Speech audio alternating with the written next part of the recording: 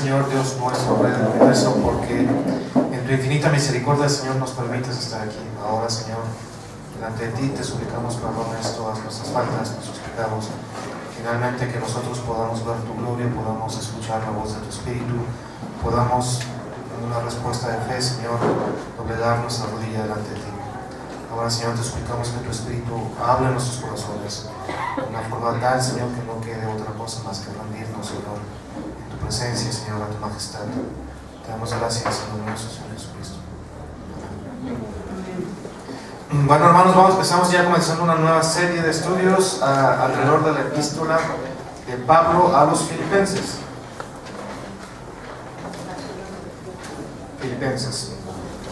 Hay que tener un poquito de contexto, ya que hay que dar una introducción. La epístola la escribió el apóstol Pablo, y más o menos la escribió ahí por los 55, 60, 65. Usted puede decir que o pensar que 10 años es mucho tiempo. Digo, en los tiempos actuales un año es mucho tiempo.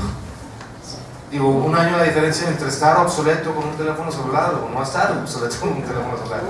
Sin embargo, en la antigüedad 10 años, 15 años realmente no tenía importancia. Ahora, el propósito de esta carta es muy interesante. Hay que tener en cuenta que en la antigüedad existían materias escolares o académicas que ahora no existen. En Grecia, por ejemplo, en el mundo griego, greco-latino, existía una materia en las academias, no en la escuela inferior, de epistolar, es decir, cómo hacer cartas. Y por el lenguaje de esta carta particularmente es una carta de amistad. No es una carta confrontativa, no es una carta argumentativa, no lo es una carta de amistad. Es como si dos amigos estuvieran hablando, propiamente, ¿no? Ahora, esta carta fue escrita, o tiene un destinatario muy claro, que es la iglesia que está en Filipos. Filipos originalmente fue la ciudad donde nació el papá de Alejandro el Magno. De hecho, Alejandro el Magno también nació ahí, ¿no? Fue fundada por él, Filipo II. Finalmente es la cuna de lo que conoceríamos como el Imperio Griego, ¿no? La gran expansión del Imperio Griego comenzó en esa ciudad. Tiempo después la ciudad fue abandonada y después terminó siendo una colonia romana. Cuando Pablo está escribiendo la carta, o cuando Pablo realmente fue por primera vez a Filipos, Pablo fue 3 veces a Filipos al menos, ya era una colonia romana, y era una colonia habitada por soldados romanos, ¿no? Entonces es interesante ver que los habitantes, la mayoría de los habitantes siendo romanos, eran ciudadanos romanos y gozaban de la pax romana y adicionalmente de la ciudadanía romana con todos sus atenuantes. ¿Qué quiero decir con esto? De alguna forma Filipos en esa época era considerado el suelo itálico, era como si estuvieran en Italia, como si estuvieran en Roma, como si fuera la madre patria. Así es como se consideraba. Esto es muy importante porque Pablo habla mucho acerca de ciudadanías, ¿no? Al menos 2 veces toca la ciudadanía. Y era una franca alusión a la ciudadanía romana que estas personas tenían, ¿no? Evidentemente había una colonia judía dentro de Filipos, no muy grande, pero bueno, era lo suficientemente importante como para, a partir de esa comunidad judía, comenzar una iglesia. Si me siguen a Hechos capítulo 16, entenderemos un poco del alcance y del antecedente de esta iglesia.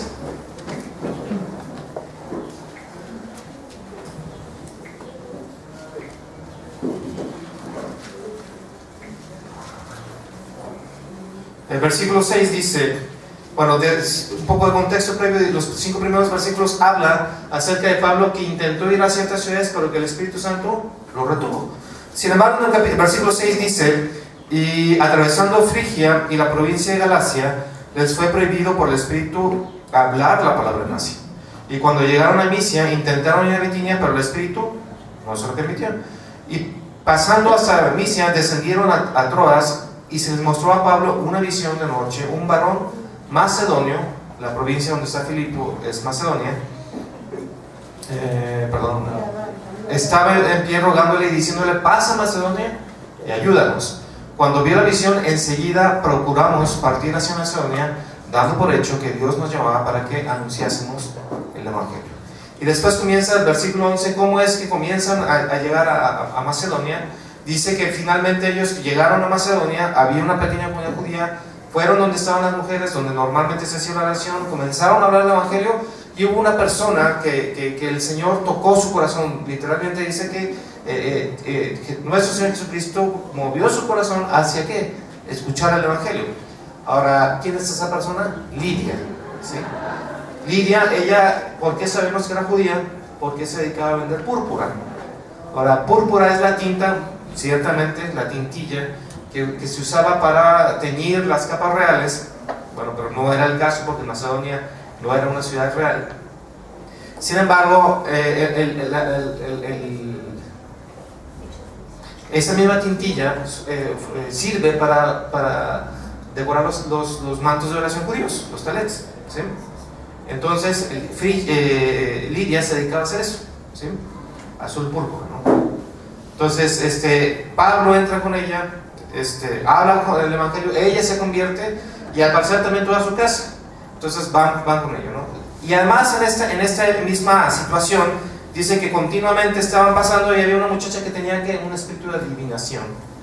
Y cuando ellos pasaban, la comitiva que iba con ellos, Pablo, Silas y Timoteo, iban caminando, dice que la muchacha iba detrás de ellos diciendo: estos varones son varones de Dios y predican el Evangelio. Pasaron una vez, parecía divertido, dos veces parecía divertido, ya la tercera dijo Pablo: basta. Se voltea con la muchacha y el espíritu inmundo que habitaba en ella fue expulsado. Pero, ¿qué creen? La muchacha no solamente representaba una curiosidad científica, sino además un gran negocio. Entonces, las personas que de alguna forma administraban el trabajo de adivinación de la muchacha se vieron afectados a sus intereses, los acusaron con el tribunal, les armaron todo un alboroto y finalmente fueron a parar ¿a dónde? A la cárcel. En este contexto, dice que ellos estaban en la cárcel y obviamente las cárceles de ahora o de entonces no eran tan, o eran menos peor, o eran más peores que las de ahora, ¿no? Pues usted imagínese, pues eran muros oscuros, húmedos, sin piso, cualquier cantidad de bichos ahí en la cárcel, ratas, cucarachas, y normalmente estaban exposados al cepo, es decir, a la pared.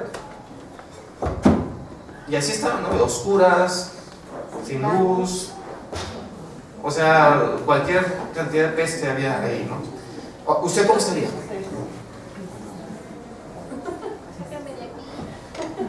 Digo, si en las actuales uno diría, bueno, sáquenme de aquí, en aquellas, ¿cómo estaría uno? Dice el versículo 26, dice, no, 25, pero a medianoche, orando Pablo y Silas, ¿qué hacían? Cantaban himnos y los presos, ¿qué? Los oían. O sea, es interesante ver esto porque Pablo tenía, ¿qué? Gozo. Y gozosamente él estaba cantando himnos al Señor, alabando el nombre del Señor. ¿Por qué? Porque estamos presos. ¿Se da cuenta? Y no solamente alababan el nombre de Dios porque estaban presos, sino que adicionalmente, ¿quiénes lo estaban escuchando? Todos los demás. Pablo de alguna forma estaba intuyendo que esa situación penosa, porque era una situación penosa, una situación incómoda, también esa situación penosa e incómoda era para el pueblo de Dios. Dice el versículo 26, entonces sobrevino de repente un gran terremoto, de tal manera que los cimientos de la casa se sacudían. O sea, alguna vez estando platicando con Samuel, estaba platicando del terremoto del 85, que él vivía en un departamento, y recuerdo muy bien la descripción que él hacía, que no sé cómo estaba construido su departamento. El caso es que una de las esquinas hacía esto, según lo que me dijiste que llegas, ¿no? O sea, hacía esto, o sea, subía y bajaba, y obviamente pues Samuel parecía que estaba en el sub y baja, ¿no? No sé si Gloria estaba del otro lado y él del otro, pero bueno, el punto es que hacía esto. Ahora imagínense, acá dice que los cimientos se cimbraron, o sea, se movieron. Y fíjense lo que dice. Y al instante se abrieron, ¿cuántas puertas? Todas. Y las cadenas de todos, ¿qué pasó? Se soltaron, es decir, se estaba moviendo la pared, ¡pum! ¿Se da cuenta? Y las puertas, abajo. ¿Usted qué hubiera hecho?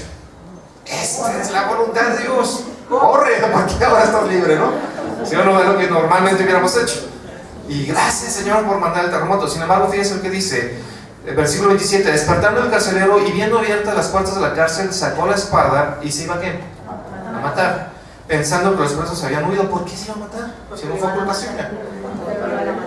La ley romana especificaba que si tú como carcelario o guardia se te escapaban los presos, morías. Es el caso de los soldados que estaban custodiando la tumba del Señor.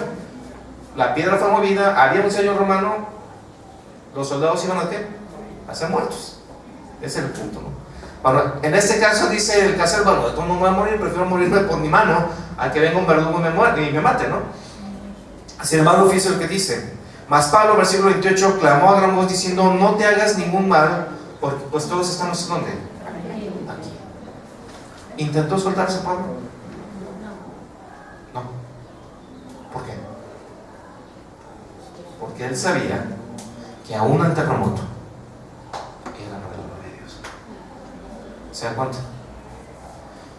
Ahora dice, siguiendo, él entonces pidiendo luz se precipitó adentro y temblando se postró a los pies de Pablo y de Silas y sacándolos les dijo: señores, ¿qué debo hacer para qué? ¿Cuál era la prioridad de Pablo en este momento? En su vida en general, pero en este momento se ve muy específica cuál era su prioridad. Predicar el Evangelio. Su vida estaba vendida al Señor. ¿Para qué? Para predicar el Evangelio.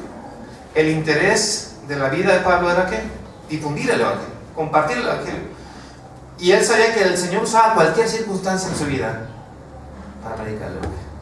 Ahora, Pablo le responde: creed y serás salvo ¿quién? Tú y tu casa. Cuando leo este texto, se usa como si fuera una promesa, en el sentido de decir, bueno, hermano, usted se convierte, toda su casa se va a convertir. No, aquí particularmente el carcelero le está diciendo eso porque finalmente fue lo que sucedió. Llegaron a la casa de este hombre, se compartió el Evangelio y toda su familia se convirtió. Y dice que él finalmente sintió mucho gozo. ¿Por qué? Por el Evangelio. Por haber creído en el Evangelio. Estoy hablando del carcelero. Así fue como comenzó esta iglesia. ¿Se da cuenta? Es probable, sin estar seguro, que el carcelero y su familia formaran parte de la iglesia de Filipos. ¿Se da cuenta? Ahora, regresando a la carta, y bajo este antecedente, podemos entender que el sentido y el propósito por el cual Pablo escribe esta carta, primero es por una cosa: es para animar a sus amigos, a sus hermanos. O sea, mucho de nuestra fe tiene que ver también con el ánimo que nuestros hermanos en la iglesia nos dan, o otros hermanos. Y es muy importante esto, ¿por qué? Porque el sentido de estar en una comunidad cristiana tiene que ver con eso, con animarnos, dice con estimularnos a las buenas obras. ¿Esto qué quiere decir? Que de alguna forma nosotros necesitamos la oración y el apoyo de los demás hermanos en la iglesia. Y es lo que está haciendo Pablo. Digo, de alguna forma, por el ministerio inmediato de Pablo, esta iglesia fue que fue, ¿no? Entonces no la descuida, él tiene muy atesoradas a estas personas y las considera más que eso sus amigos, sus hermanos entrañables, y les escribe para estimularlos. Dice, versículo 3: doy gracias a Dios siempre que me acuerdo de vosotros, siempre en todas mis oraciones rogando con gozo por todos vosotros, por vuestra comunión en el Evangelio, desde el primer día hasta cuando, hasta ahora. De alguna forma esta iglesia había sido fiel, había tenido esa fidelidad, y de alguna manera también él sentía no solamente ese amor, sino gozo. ¿Por qué? Por la comunión que tenía con ellos. ¿Usted se goza con sus hermanos? ¿O es el típico caso de que ve al hermano venir y dice: ay, que no me saluden, que no me saluden? Bueno, el punto es, ya ven, también estas circunstancias para la gloria de Dios. Versículo 6 dice: estando persuadido de esto, que el que comenzó en vosotros la buena obra, la va a perfeccionar ¿hasta qué día? Hasta el día de Jesucristo. De alguna forma no solamente se gozaba porque existía una comunión y existía un gozo por la mutua fe que tenían, sino que adicionalmente se gozaba porque ellos iban a perseverar. ¿Por quién? Por el poder del Evangelio, ¿no? Es decir, la perseverancia. Yo creo que no hay energía en todo ese equipo, ¿eh? Así que relájense, siéntense, traten de escucharme en la medida que se pueda. ¿Ya? Me puse horario. Bueno, continuemos. Se gozaba por la perseverancia. la pastilla, se está bajando. Calma, hermanos. Calma. Se gozaba por la perseverancia. ¿Quién los iba a hacer perseverar? Dios. ¿Y hasta cuándo los iba a hacer perseverar? Hasta el día de nuestro Señor Jesucristo. Y adicionalmente dice que esta perseverancia es progresiva, es decir, es un proceso. ¿Por qué? Porque en ese proceso, ¿cuál es el propósito de Dios? El propósito es del versículo 12 al 30, que nosotros podamos exhibir la vida de Cristo. ¿En dónde? En nuestra vida, en nuestra propia vida. Ese es el propósito. Dice adicionalmente, versículo 7, como me es justo sentir eso de todos vosotros, por cuanto os tengo en el corazón y en mis prisiones, y en la defensa y confirmación del Evangelio, todos vosotros sois participantes conmigo ¿de qué? De la gracia. Es importante entender que Pablo en este momento estaba ¿en dónde? Encarcelado, en Roma, ¿sí? Y desde sus prisiones, él se acuerda de sus hermanos, de la iglesia, que de alguna forma es parte de su ministerio, y les escribe motivándolos para que tengan gozo. Un hombre escribió, Henry Scougal, un apellido un poco fuera de lo común, dice: el alma se mide por sus vuelos, a veces altos o a veces bajos, sin embargo el corazón se mide por sus deleites, y las satisfacciones nunca mienten. Es decir, en lo que usted se deleita es lo que de alguna forma refleja su corazón. Y esto tóngalo en mente por lo que vamos a ver un momento más adelante.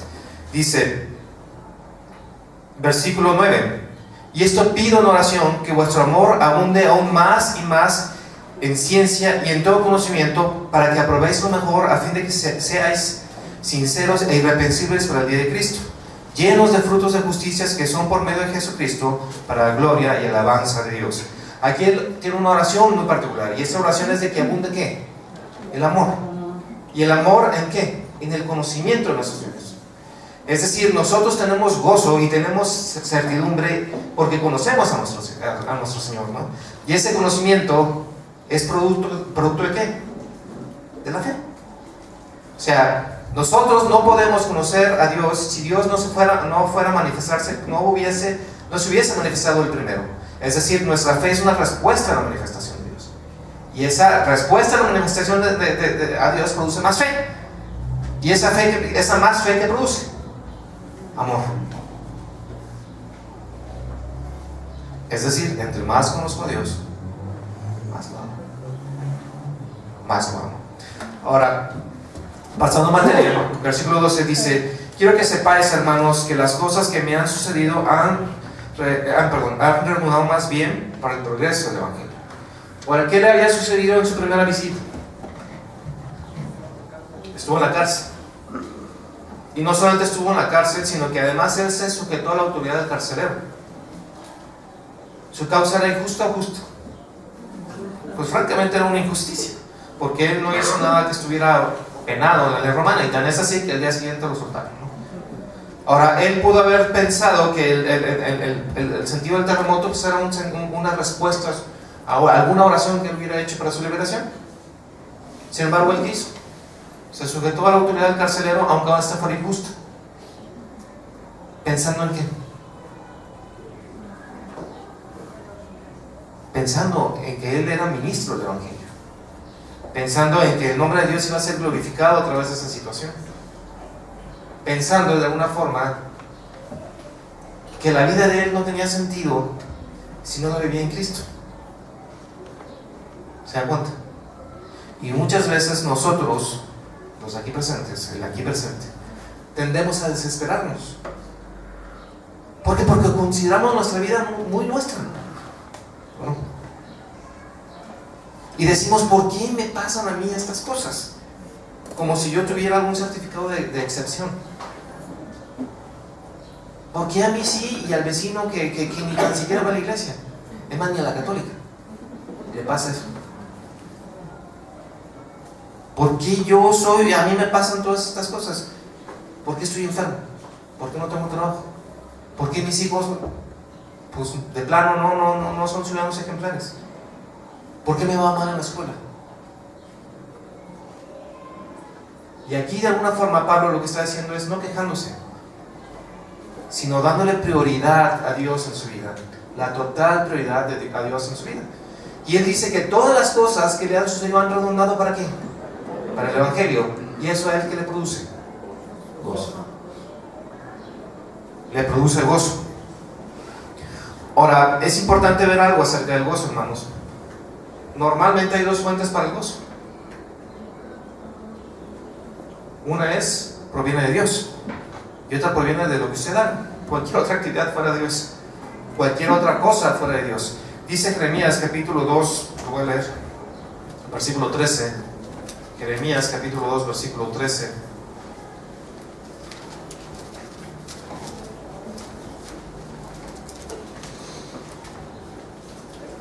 Porque dos males ha hecho mi pueblo: me dejaron a mí fuente de agua viva, y cavaron para mí cisternas rotas que no retienen el agua.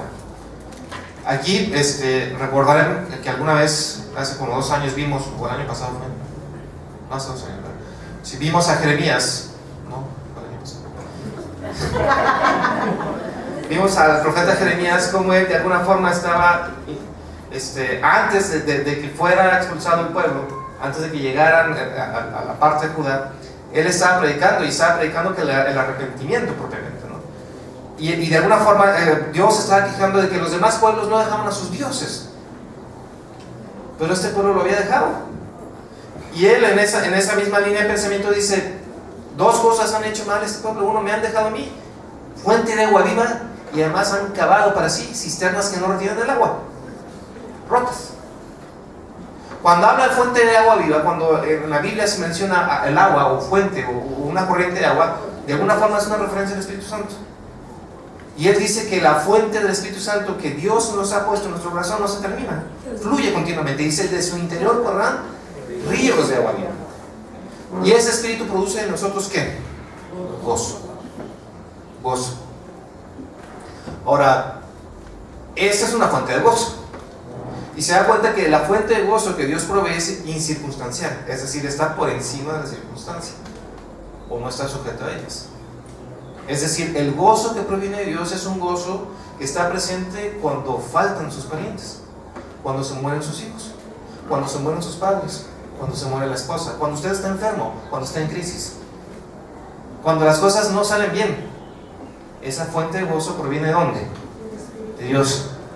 Cuando la vida de usted está en peligro por el Evangelio, hay una fuente de gozo.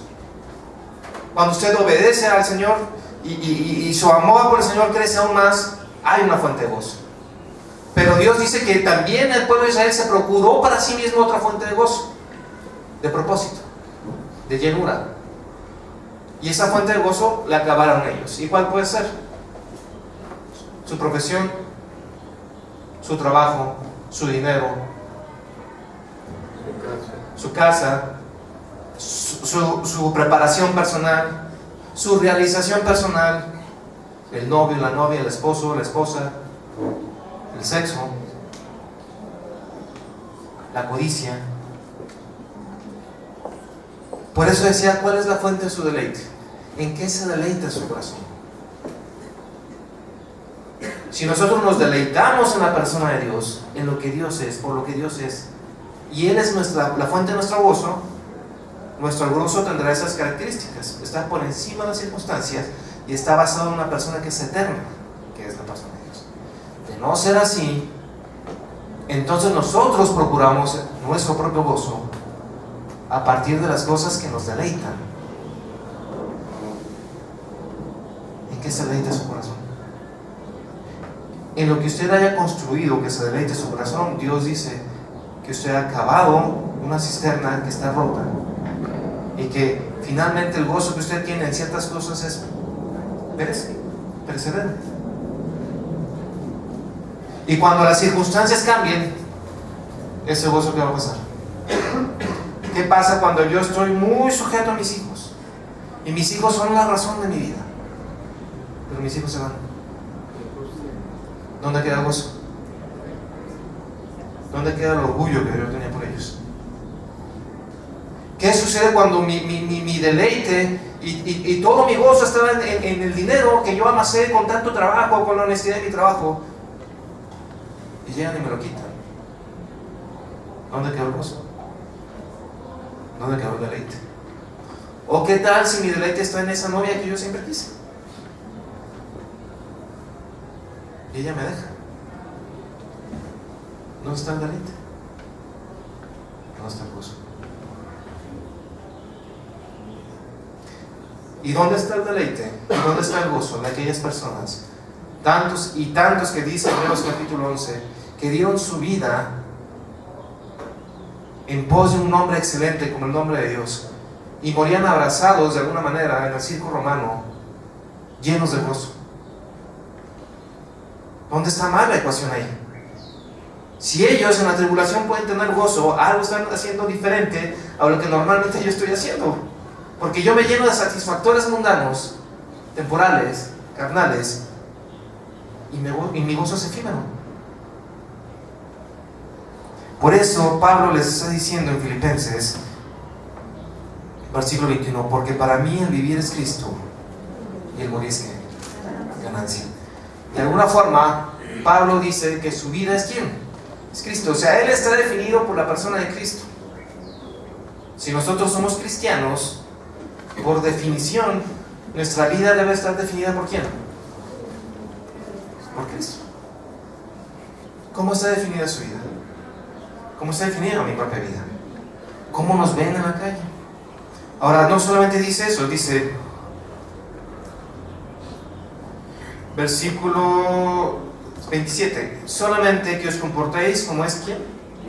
Digno del Evangelio, para que, o sea que vaya a veros, o que esté ausente, oiga de vosotros que estáis firmes en un mismo espíritu, combatiendo unánimes por la fe del Evangelio, y en nada intimidados por los que se oponen, que para ellos ciertamente es indicio de perdición, mas para vosotros de salvación. ¿Y esto de parte de quién? De Dios. Pero ¿cómo es digno de un cristiano vivir? Digo, porque este versículo también se ha usado de alguna forma y fuera totalmente el contexto en decir de que yo como cristiano, para ser digno o con un andar digno delante del Señor, me tengo que vestir de cierta manera, o que finalmente me tengo que peinar de cierta manera, o me tengo que expresar de cierta manera, o debo escuchar cierta música y otra no. No está hablando de eso, no está hablando de una calidad moral, está hablando de otra cosa. Si de alguna forma estamos hablando del gozo, y él concluye que es importante vivir de una manera digna, hermanos, una vida digna dentro de Cristo es una vida gozosa. Es una vida gozosa. ¿Por qué? Porque Pablo estaba al servicio del Evangelio. Él tenía gozo porque Pablo estaba al servicio del Evangelio. Y usted puede tener gozo en su vida, vivir de una forma digna, es decir, vivir gozoso porque yo estoy al servicio del Evangelio.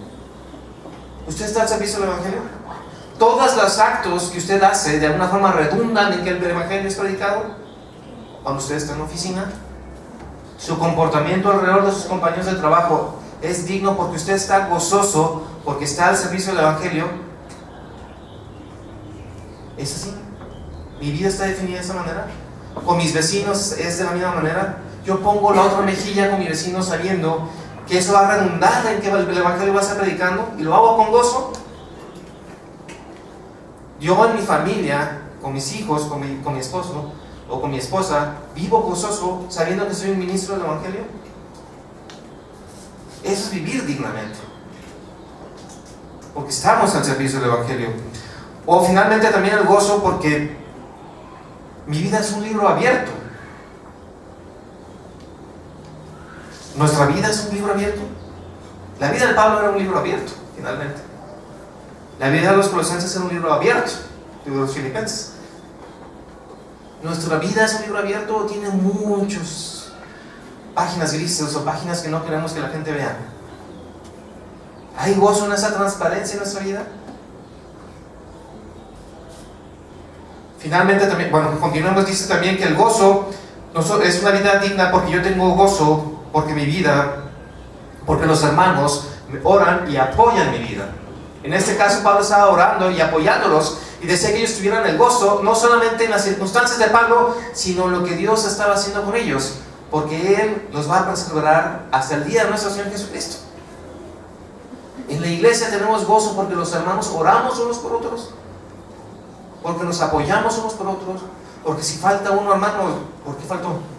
Digo, no lo estoy checando, pero Es por el gozo de saber que usted y yo somos parte de un apoyo. ¿O qué pasa si el hermano cae? Puede suceder. ¿Tiene el gozo de ser señalado aquí en la iglesia? ¿O finalmente tiene el gozo de que los hermanos van y lo levantan? ¿Se da cuenta? ¿Estamos unos por otros? ¿Somos partes de una sola unidad? Y eso no quiere decir que pensemos igual, hermano. Seguramente no vamos a pensar de la misma manera en muchas cosas, pero sí que tengamos un mismo propósito. Y el mismo propósito tiene que ver con predicar el evangelio, con apoyarnos, con orar unos por otros. Puede ser que yo no esté de acuerdo contigo en muchas cosas, hermanos, pero tú eres mi hermano. Y estamos juntos en esto. Y está hablando de que estamos juntos en eso porque es una batalla. Dice que nosotros batallamos por la fe y por el evangelio. Y se da cuenta que totalmente que la lucha contra el pecado realmente es una lucha contra la incredulidad. Dice que todo aquello que no es producto de fe es pecado. La batalla del pecado, hermanos, o la guerra contra el pecado, es una guerra contra la incredulidad. En donde nosotros no le creemos a Dios. ¿En dónde no le creemos? Cuando el Señor dice que nosotros tenemos mucho más gozo estando en su presencia y no estamos en su presencia, nosotros no le estamos creyendo a Dios y estamos pecando, obviamente. Cuando el Señor dice muy claramente que yo no codicie lo que tiene mi prójimo y yo lo hago, es porque yo no le estoy creyendo. No hay fe de mí en ese sentido hacia con Él. No hay una fe perfecta. ¿Se da cuenta? Adicionalmente, una vida digna, una vida llena de gozo, es porque el nombre de nuestro Señor Jesucristo es glorificado. Y eso me llena de mucho gozo. El nombre de nuestro Dios nos tiene que llenar de mucho gozo. Por lo que representa acerca de Él. El nombre de Dios representa su gloria, el peso de su nombre. Lo que Dios es. Porque Dios es santo y su nombre es santo. Porque Dios es fiel y su nombre es fiel. Porque Dios es eterno y su nombre es eterno. Y si su nombre es glorificado, yo me gozo con eso. Pero ¿qué tal cuando hay que ir a la iglesia, hermanos? Ay, otra vez. Estoy lleno de gozo para ir a la iglesia. ¿No? Ay, otra vez vamos a estudiar Filipenses. Y otra vez. Así es. ¿Cuál es el punto de todo esto, hermanos? El nombre, la descripción de lo que Dios es, nos tiene que llenar de mucho gozo, hermanos. ¿Cuál es el poder de este libro? Porque muchas veces lo usamos como amuleto, ¿no? Lo llevamos en el camión y esperamos de que las cosas que ni tan siquiera nos cobren el pasaje. Pero no es un amuleto, hermanos. El libro no es poderoso por las páginas que están aquí, sino por lo que describe. Y el libro es poderoso porque describe la persona de Dios. Lo que Dios es, lo que Dios desea de nosotros, ¿no? Lo que Dios demanda de nosotros. ¿Cuántas veces voy a estudiar este libro? Las que sean necesarias. 1000 veces, 1.000.000 de veces. Porque habla del nombre de Dios. Y estudiar este libro me debe de producir ¿qué? Mucho gozo. Si usted quiere andar como es digno del Señor, estudie la palabra de Dios. Gózase en el nombre de Dios. Gózase cuando el nombre de Dios es glorificado. Gózase. Vivir de una forma digna delante del Señor es estar lleno de gozo. ¿Por qué? Porque combatimos por la fe unánimemente. Combatimos por la fe unánimemente. Nuestra vida es digna, nuestro andar es digno con el Señor cuando nosotros tenemos gozo, porque no nos intimidamos por nuestros oponentes, porque sabemos que nuestros enemigos ya han sido vencidos. Ahora, hermanos, el hecho de que nuestros enemigos ya han sido vencidos no es una invitación a que usted esté en el letargo espiritual, ¿sí?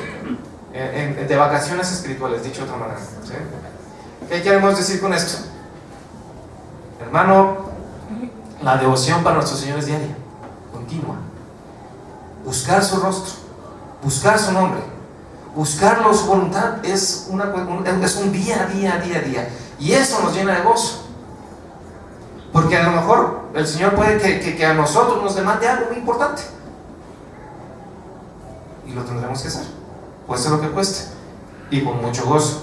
Porque Él dice, de hecho, aquí fíjese lo que dice versículo 29. Porque a vosotros os es concedido a causa de Cristo no solo que creáis en Él, sino que ¿qué? que también padezcáis por él. Entonces estos hermanos estaban muy gozosos, deberían estar muy gozosos por el evangelio que ha sido dado por nuestro Señor Jesucristo, y no solamente por eso, porque no obstante haber sido concedido el evangelio, también se les ha concedido sufrir por él. Es una concesión de parte de nuestro Señor Jesucristo. Es un privilegio sufrir por su nombre. ¿Se da cuenta? Y usted me dice, bueno, pues qué definición de gozo tan rara. El cristianismo, hermanos, ha sido forjado a través de la sangre de sus mártires. Y no espere que si siendo los primeros creyentes, extranjeros y peregrinos en esta tierra, ciudadanos de otro mundo, de otro pueblo, de otro reino, y ellos mismos fueron perseguidos por el nombre de Dios, no piense que en esta época tendrá que ser diferente. Nosotros somos herederos de esa estirpe, y por lo tanto nosotros también seremos perseguidos. Y en el sufrimiento por nuestro Señor Jesucristo, nosotros tendremos ¿qué?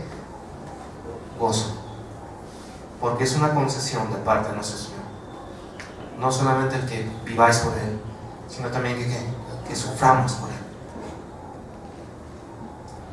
Ahora, no por eso estoy haciendo un llamamiento al martirio, hermanos, al martirio innecesario, de que yo me voy a poner y mátenme, pues no, sino que cuando suceda, ustedes estén muy gozosos. Pero ¿y cómo es que nosotros podemos sufrir? ¿Cuántos de nosotros no hemos sido expulsados literalmente de nuestra familia por el evangelio? ¿Y a poco fue agradable? ¿No? Pero es un gozo. Siéntase usted privilegiado, porque usted pertenece a otro reino. ¿Cuántos de ustedes han sido despedidos o no promovidos en nuestro trabajo por ser creyentes? No porque tuvieron mal comportamiento, sino porque son creyentes. ¿Cuántos de ustedes no se han burlado a sus vecinos de ustedes porque son creyentes? Sus amigos, sus vecinos. ¿Cuántos de ustedes en la escuela, muchachos, no han sido de alguna manera perseguidos por el evangelio cuando el maestro los ridiculiza enfrente de la clase? ¿Y ustedes cómo deben de responder a eso? Con gozo. Con gozo. Porque es una concesión de parte del Señor. Y sigue diciendo, sintiendo el mismo conflicto que habéis visto en mí y ahora oís que hay en mí. ¿Y cuál es su conflicto? Que para él el morir era ¿qué? Cristo. Que para él el morir es ganancia y el vivir es ¿qué? Es Cristo. Y ese conflicto debe haber en nosotros. Para nosotros nuestra vida debe estar definida por la presencia de nuestro Señor en ella. Nosotros somos definidos por Cristo. Y de alguna forma nosotros entendemos que la muerte para nosotros es ganancia porque vamos a estar en la presencia de nuestro Señor. Sea que vivamos o sea que moramos, somos del Señor. Somos del Señor. Y eso debe producir en nosotros gozo. Entonces no puede haber tal suerte de un andar digno delante del Señor si no hay gozo. Si no hay gozo en nuestra vida, si no hay gozo en nuestra vida por nuestro batallar en la fe, si no hay gozo en nuestra vida por el evangelio, si no hay gozo en la vida porque a nosotros se nos ha concedido no solamente vivir por Él, sino también morir por Él. ¿Se da cuenta? Ese es el gozo del cristiano, y ese es el gozo que proviene de la fuente eterna de nuestro Dios en nuestros corazones. Usted tiene gozo, ese gozo. Nosotros nos deleitamos ¿en quién? En la persona de nuestro Dios. Y en ese deleite, en ese sentir que es nuestro máximo tesoro, nosotros nos sentimos gozosos en el nombre de nuestro Señor Jesucristo, en lo que Dios es, por lo que Dios es. ¿Se ha dado cuenta que en estas fechas han distorsionado totalmente el sentido del evangelio? Ahora resulta que el evangelio es una invitación a la prosperidad, o una invitación a que todas tus enfermedades estén fuera. Yo me pregunto, cómo muchos de estos enfermos que están en clínicas, en situaciones de enfermedad terminal, en situaciones de enfermedad crónica, han escuchado el evangelio. Muchas veces el Señor permite la enfermedad en nuestras vidas para que nosotros seamos un testimonio vivo de Cristo en medio de esa situación. Así que cuando, hermanos, ustedes estén en una situación penosa, así como lo estuvo Pablo, usted póngase a cantar himnos y orar, sabiendo que el Evangelio puede ser predicado a través de esa circunstancia y el nombre de Dios va a ser glorificado por ello. ¿Y sabe cómo usted debe sentirse? Con mucho gozo. Hay un hombre que se llamaba Horatio Spafford.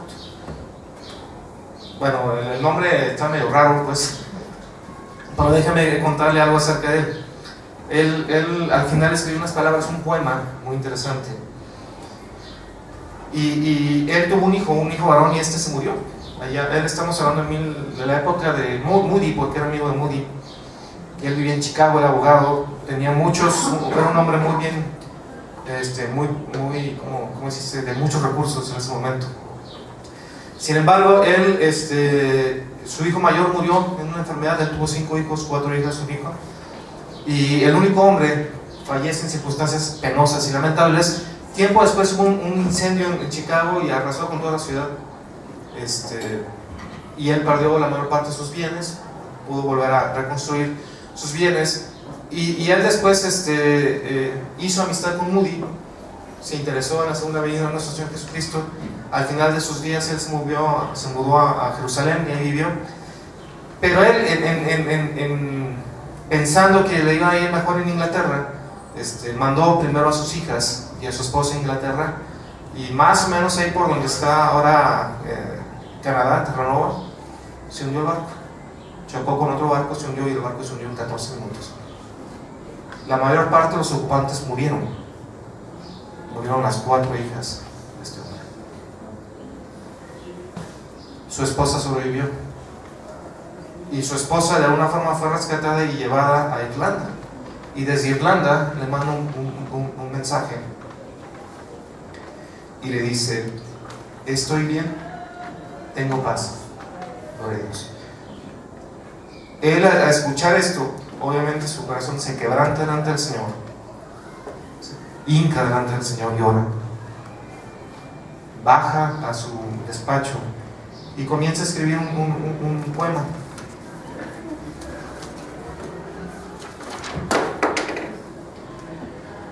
Dice: de paz inundada mi senda esté, o cúbrala un mar de aflicción.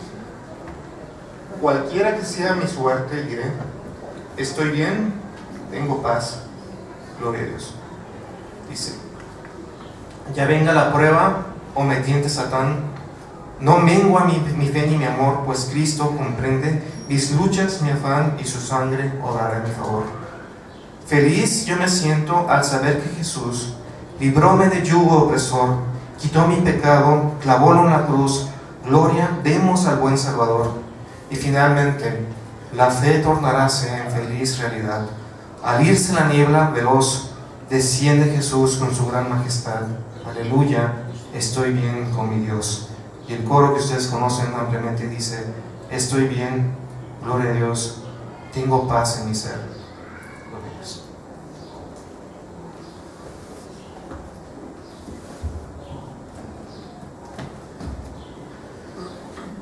Muchos de nosotros hemos pasado situaciones complicadas propias de la vida, ausencias, enfermedad. Sin embargo, en el peor de los escenarios, hermanos, tenemos paz, estamos bien, gloria a Dios. Así que, hermano, ahora cuando usted esté en un conflicto, o mejor aún, cuando esté sufriendo por el Evangelio, glorifique el nombre de Dios, sienta paz y gócese con ella, porque una vida digna delante de Dios es una vida llena de gozo, del gozo que produce la presencia de nuestro Señor en nuestras vidas. Señor, te damos tantas gracias por este día, y te damos gracias porque nosotros podemos tener gozo, Señor. El gozo que proviene de tu cisterna, Señor. El gozo que proviene de tus aguas abundantes en nuestra vida, Señor, de tu Espíritu Santo. Te suplicamos, Señor, que bendigas esta iglesia, Señor, y que llenos de gozo, Señor, algún día veamos cómo desciendes con tu gran majestad, Señor. Bendícenos en nombre de Jesús. Amén.